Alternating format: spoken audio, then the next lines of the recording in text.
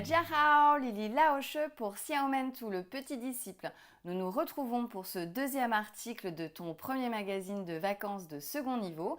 Je t'invite à l'ouvrir page 10 jusqu'à page 12 pour découvrir les danses du lion et du dragon. La danse du lion réunit art du spectacle, kung-fu et tradition. Et elle fait partie de l'enseignement des écoles de kung-fu. Et c'est souvent des adeptes de kung-fu, des enfants qui pratiquent le kung-fu, qui vont lors des fêtes de Chunjie animer les lions et faire les danses. Les lions ne sont pas originaires de Chine, mais seraient arrivés par les routes de la soie. C'est sous la dynastie Han, vers 200 ans avant notre ère, que la danse du lion voit le jour et elle devint vraiment extrêmement populaire sous la dynastie Tang vers le 8e siècle de notre ère. C'est dans la ville de Foshan, vers les montagnes des Bouddhas, qu'elle fit son apparition. Foshan est la capitale du kung-fu, de la boxe du Sud.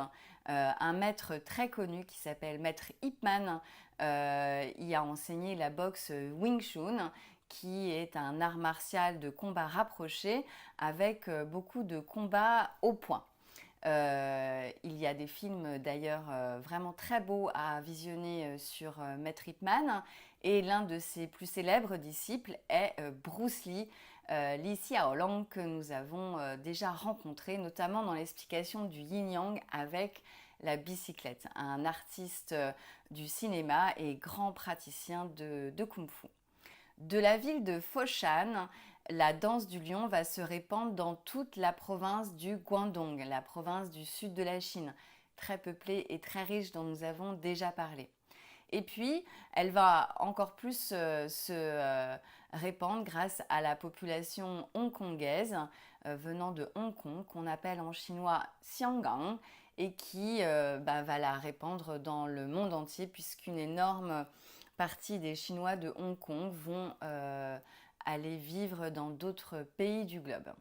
Alors concrètement, comment se passe la danse du lion ? Eh bien, il faut 2 praticiens de kung-fu pour animer le lion.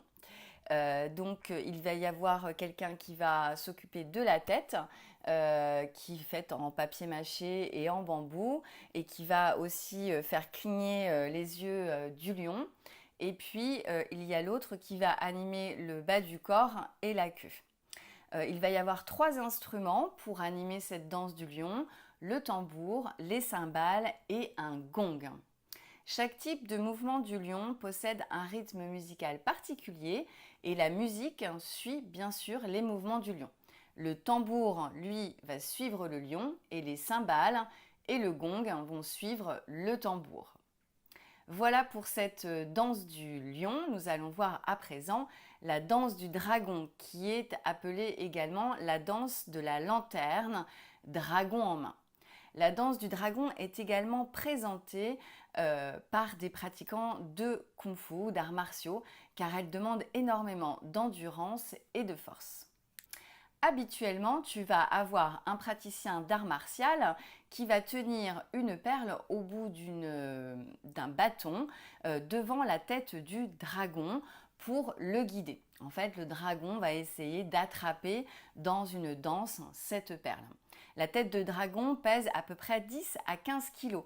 Donc il faut vraiment être formé pour pouvoir pratiquer cette danse avec dextérité et art. Donc le porteur de la queue, quant à lui, va exécuter des mouvements comme des roulades, des sautillements. Le dragon est contrôlé par une équipe de 10 personnes en moyenne. Chaque personne tient un bâton, un espèce de manche, au bout duquel va se trouver une partie du dragon. Donc tout doit être extrêmement bien coordonné, ce qui n'est pas évident. La danse du dragon, comme la danse du lion, va être accompagnée de musique qui va être jouée par des tambours, des cymbales et des gongs. Le dragon est fabriqué avec des lamelles de bambou et souvent de la soie. Dans la mythologie chinoise, le dragon est un animal qui est capable de nager, de marcher et de voler, rien que ça.